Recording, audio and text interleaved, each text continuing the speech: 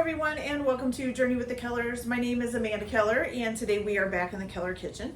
So today we are going to be making something from Mich Turner's Cake School book. Today's recipe is chocolate cherry genoise. I think it's genoise, okay? Okay, so the only things that you're really going to need to do ahead of time for this is you are going to need 3 3/4 of a tablespoon of unsalted butter melted and cooled, which I've already done. The only other thing you'll need to do is take a jelly roll pan, roll out a piece of parchment paper, put the jelly roll pan on top of it, trace out the bottom of the jelly roll pan, and then you're going to go ahead and you want the parchment paper to be like 1 or 2 inches bigger all the way around than the jelly roll pan. You're going to go ahead and just cut from each, so from here up and here up. So you're basically cutting the corner off, and you're going to cut to your pencil mark and do that on each corner, so that then when you put it into the jelly roll pan, it'll basically cover up the whole pan, okay? So that's the only other thing you're going to need to do to get this stuff ready, okay? So now what we're going to do is we're going to start out by beating the eggs or the sugar, the eggs and the sugar together. So you're going to need 4 large eggs. So we're going to go ahead and crack this in here. So we got 1, 2, 3, and 4. Now, this actually is one of the whipped recipes, and technically for this, you're actually supposed to put the eggs and sugar over top of a pan of water and put it on the stove and heat up the water that's underneath of the bowl. Okay, so you're supposed to take like a heat-proof bowl, put the eggs and the sugar in it, put a little saucepan underneath of it with some water in it, put it on the stove and heat it up, and then take a hand mixer and be whisking the eggs and the sugar together for about 10 minutes. Unfortunately, I don't really have any plugs or anything over there by my stove that I can get to that I can plug an electric hand mixer into. Not to mention, I don't want to stand over that heat and do that. So I just do it in my mixer without heating it up, okay? So you're going to put 4 large eggs in, and then you are going to put in a 1/2 cup of, it's supposed to be golden fine sugar. I'm just using regular sugar, regular granulated sugar. So we got a 1/2 cup plus 1 tablespoon. Where did I? Oh my gosh, I left my tablespoons behind. Okay. Here we go. So plus 1 tablespoon here. Okay. Now you're going to go ahead and let that mix up until it's nice and basically you kind of want like a fluffiness and stuff to it. I'm going to go ahead and just let it mix for about 8 to 10 minutes. You can also, while you're doing that, go ahead and sift a 1/3 cup. It says a scant 1/3 cup of all-purpose flour, which usually means maybe a little bit less than a 1/3 cup. And then we're also going to go ahead, which you don't need that until you bake it. So yeah, so just get a 1/3 cup of all-purpose flour sifted. Go ahead and let this mix together for about 10 minutes, probably on like a medium speed or so. And then I'll be back to show you guys what we do next, okay? So I'll be right back. Okay, you guys, so you're actually, after you've gotten this all nice and mixed up, so I mixed it on high speed for about 10 minutes. If you can see, there's like little air bubbles and everything in the top. You want it to be voluminous and kind of white and just real kind of floofy looking, okay? All right, so I have went ahead and put it in a bowl. If you were already heating it over the oven, over a pan, in a bowl, then you could just leave it in the bowl that you had it in, okay? So what you're gonna do now is first you're gonna take your 3 3/4 tablespoons, right? Yes, of unsalted melted butter that's been cooled, and you're gonna pour it along the outside edge of the cake batter, just to try to keep as much air in there as possible. Then you're gonna take your I'm already forgetting. Oh, your scant 1/3 cup of all-purpose flour that's been sifted, and you're gonna put that over top. You also can just sift it right over top too if you want. if you're, if you want to do that, that's up to you. Okay. And then the last thing that you're going to put in here is 3.5 tablespoons of cocoa powder. Okay. So plus 1 tablespoon for dusting, but that'll be at the end. So you're going to need 3.5, so 1 tablespoon, 2 tablespoons, 3 tablespoons, and then 1/2 tablespoon. And 1/2. Okay, that in there. You're going to go ahead and fold that into, I left my spatula over here. You're going to fold that all in and make sure it gets mixed up, but try not to, kind of be gentle with it. You want to make sure that that cake batter stays nice and light and airy and all of that, okay? So fold this all in, get it mixed up good.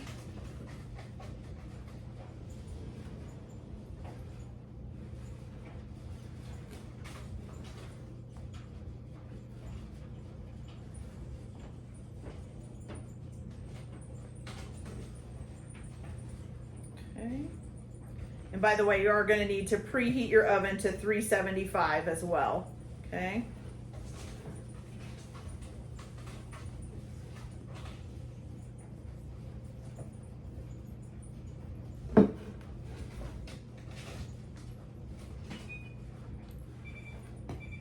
Make sure you get that all mixed in.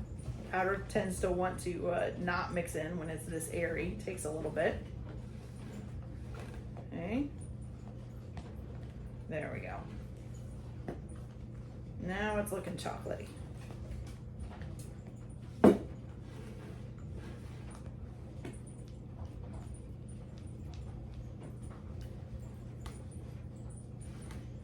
There we go. Now you should have a nice kind of chocolate looking batter here, guys, okay?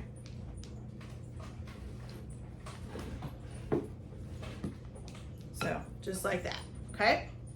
All right, now you're gonna take your jelly roll pan that you've got your parchment paper on, and you're just gonna pour this in there and kind of spread it out, make sure it reaches all the corners.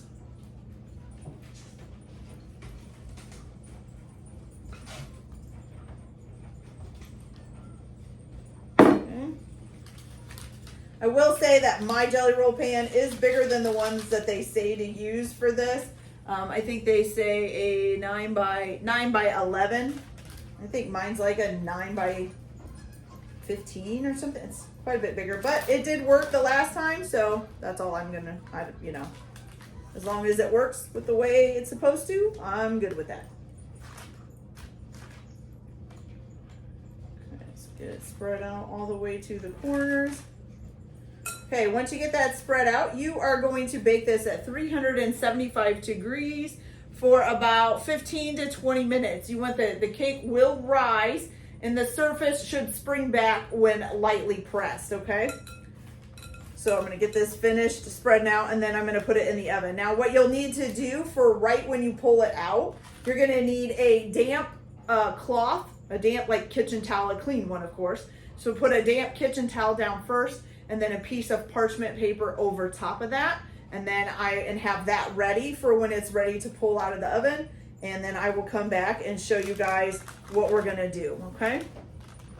All right, so I'll be back in just a few minutes. Okay, you guys, so I got the cake is just about done. I'm gonna pull it out of the oven here in a minute. So I've got my damp towel underneath of my piece of parchment paper.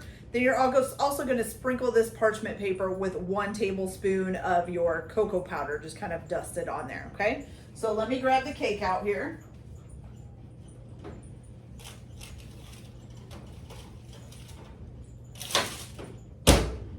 Okay, so what you're gonna do is you are just gonna take this, and I know I'm not using hot pads, my hot pads are in the laundry. I'm gonna try to bend this back. Okay, so you're just gonna take it and stuff everywhere. You're gonna flip that over. Need something to get it out, get it up here. There we go. Remove your pan, and then you should have a nice little cake sitting there, okay? And then what you're gonna do is you're gonna go ahead and just gently pull back the parchment paper in strips. So you want to try to do it slowly so you don't rip off all of the cake on there. So just kind of slowly tear it off.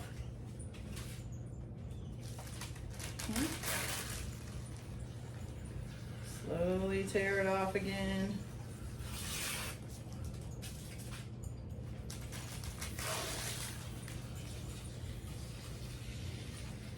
Okay.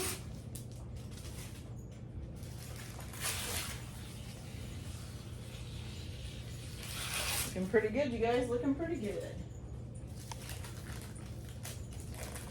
So better do another strip. Now, like I said, I am doing a different size pan than the one that they said. So mine may be a little bit thinner than if you use the 9x11 pan. Okay, so once you've got that done, what you're gonna do is you are gonna go ahead and, let's see, you're gonna roll this up, right? Yeah. Okay, so from the short edge, you're gonna go ahead, I'm gonna put this in like this, and you're gonna roll this up, okay? So you're gonna try to bend it a little bit. Make sure you're rolling up the parchment paper with it, okay? And you're just gonna roll it up while it's hot, okay?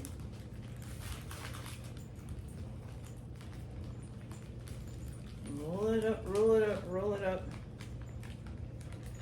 Try to keep it kind of tight and don't burn your fingers because whoop, it gets hot. Okay.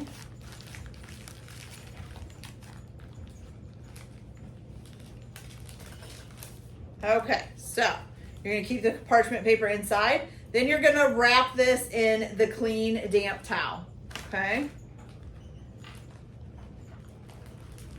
Roll that up there. And you're gonna let it sit and cool completely down, okay? So I'm gonna let this sit over here. The other thing that you are going to need, so it says 9 ounces of Morello, I think it is. Yeah, Morello cherries. I don't have Morello cherries around here, and the Morello cherries that I found online, whoo, too expensive for me. I'm not gonna spend that kind of money. So I just bought a jar of maraschino cherries and had stems on it and picked the stems off. Sorry, I know. Okay, so what you're also going to need is, it's called 2 tablespoons of Kirsch. It's Kirsch. Kirsch is like a German cherry brandy. I almost said brandy. Brandy, and unfortunately I couldn't find any of that around here either. So I looked it up and it said that you could substitute a cherry liqueur. So I found this cherry liqueur. This is the only one that I saw, so I bought it and we're going to use that. So you're just going to have your 9 ounces of Morello cherries if you can find them, and then 2 tablespoons of Kirsch or cherry liqueur. Okay, or if you can find a cherry brandy, that would be even better. Okay, so you're just going to pour 2 tablespoons of this over top. Okay, and you're just going to let that sit and soak while your cake is cooling off. Okay, so just kind of let it absorb all the flavors from the liqueur. Okay, so we're just going to leave that sitting over here. The other thing that you're going to do right before you're getting ready to basically put the cake together, which would be unrolling it, putting the filling and rolling it back up, all of that, you're going to need to whip 1 1/4 cups of heavy cream into like a whipped cream. Okay, all right, and so when we come back, I will have my heavy cream ready. The cherries should be ready to go by then as well, and then we will finish off our cake. Okay, so 1 1/4 cups of heavy cream whipped into a whipped cream, and then 9 ounces of Morello cherries soaking in 2 tablespoons of Kirsch. Okay, and I'll be back as soon as we're ready to, as soon as the cake's cooled down. Be back in a minute. Okay, you guys, so our cake is nice and cooled now and ready to go. So I went ahead and whipped up my 2 1/4, right? No, I'm sorry, 1 1/4 cups of heavy cream into basically like a whipped cream. I took about 3 tablespoons of that and put it into a piping bag with a leaf thing. Oh, that's kind of backing up there, with a leaf tip on it, and it says to use number 69. So I have that on there, and you're just gonna set that to the side for now, okay? So with the rest of the icing, what you're gonna do is you're gonna go ahead and unroll your cake here. Let's get that towel off first. Set it to the side. And then we're gonna unroll the cake.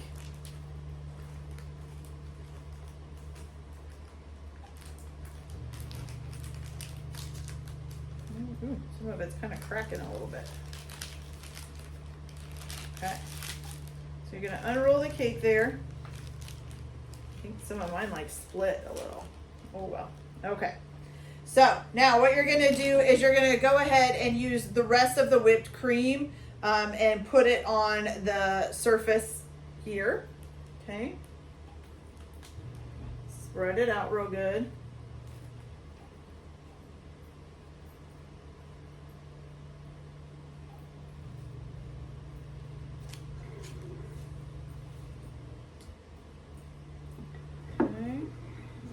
And it doesn't tell you to leave like any kind of, you know, space at the edges or anything, mainly because I think they want the filling to show once it's rolled back up again.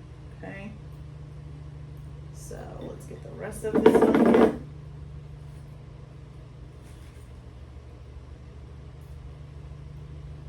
And I'm sorry if you're hearing some strange sounds in the background. They are working on the street outside, and my windows are open because it's a fairly cool day. And yeah, so you might be hearing some weird noises going on because they're repairing some potholes, which is funny considering we're coming up on winter here pretty soon, and it's going to get more potholes from the snowplows. So kind of waited a little longer to repair it. Okay, so I think we almost got this all covered. There we go. Okay.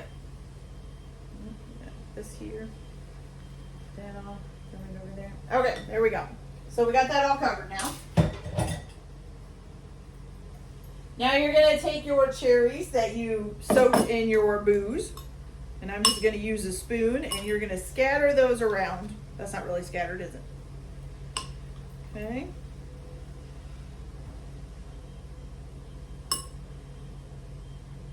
And it does say in here that you can use as many or as few cherries as you want, so that's up to you as well. You don't have to do the 9 ounces or, you know, whatever. If you don't want that many cherries in it, don't do that many cherries. If you want more, do more. Okay.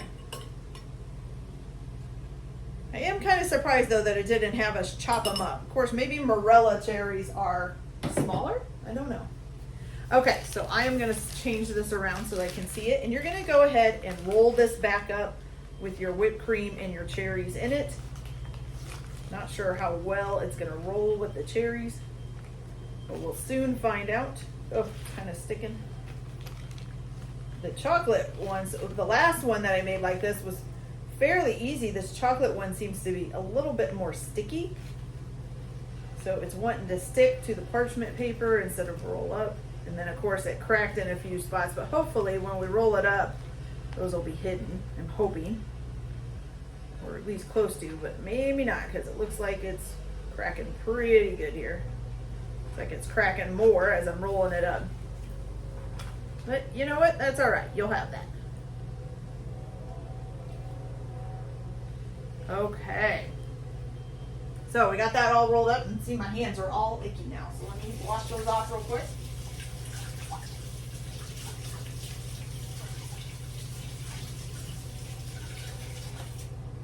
Okay, so now I'm just going to use this. You're going to need a serving tray or whatever you're going to put it on to serve it. So we're going to pick it up, hopefully, without busting it. And we're going to transfer it to that serving tray. Okay, there we go. Throw this away. All right, wipe my hands off here, which now has chocolate all over them again. Okay, so now, and I don't know if you guys can see that, I got a cherry that's popping out down here. But for the most part, it looks pretty good, okay? So now that you've got that done, let's go, let's see here. Oh, okay. So now, so it's supposed to be, you're supposed to use 6 to 8 fresh cherries. Unfortunately, this is the time of season we don't have fresh cherries. So I'm going to use the maraschino cherries with the stems on them, okay, to kind of simulate that. The other thing that we're supposed to have is the edible gold leaf. Yeah. Stuff's way too expensive. I'm not going to buy that. So if you have edible gold leaf or you can afford to buy edible gold leaf, then you can use that. And you can just attach some gold leaf, wet your, and if you can get fresh cherries, you're going to wet your little fresh cherries down a little bit and just put some gold leaf in spots around the cherries. I am just going to try to do this edible gold spray or gold dust. And it's not going to work the same, but I think I can get, yeah, you can get little spots of, I don't know if you guys can see that, but I'm just spraying it kind of close in spots to get the gold on there. Don't know if it'll stay on there. And I've also got, I mean, I can literally see gold just shining around in my kitchen. Stuff goes flying through the air. Okay, so I'm just gonna put some spots on here, make it look kind of pretty. Okay.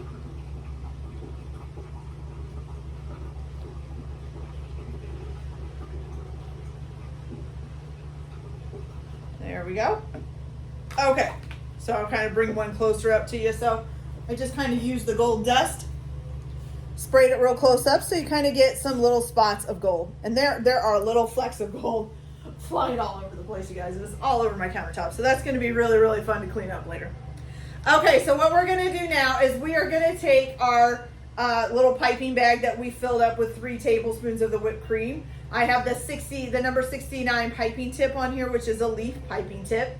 And what you're going to do is just kind of, the way it looks like they did it is kind of, they just squeezed and made like kind of a, I don't know, kind of did a back and forth motion to make like a ruffly leaf thing right down the middle. Mine's not working quite like theirs looks. Maybe they did it side to side. Like maybe they did here, squeezed out, and then did them each on each side. But I'm just going to do a little ruffly thing down the center, okay? All right. So then after you've done that, you're going to go ahead and just stick these cherries that you put the gold on right down in the middle of that.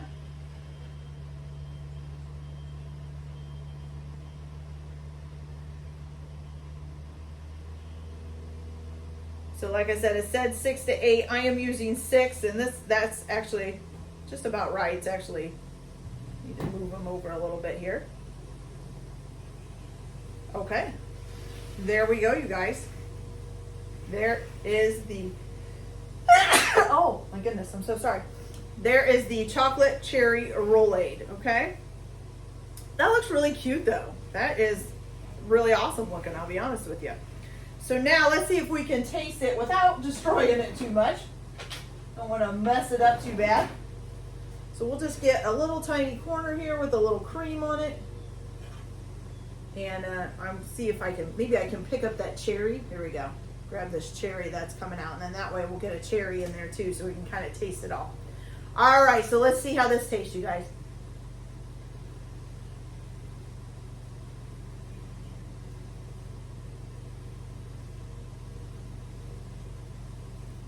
Okay, that is really good. I can't tell you though,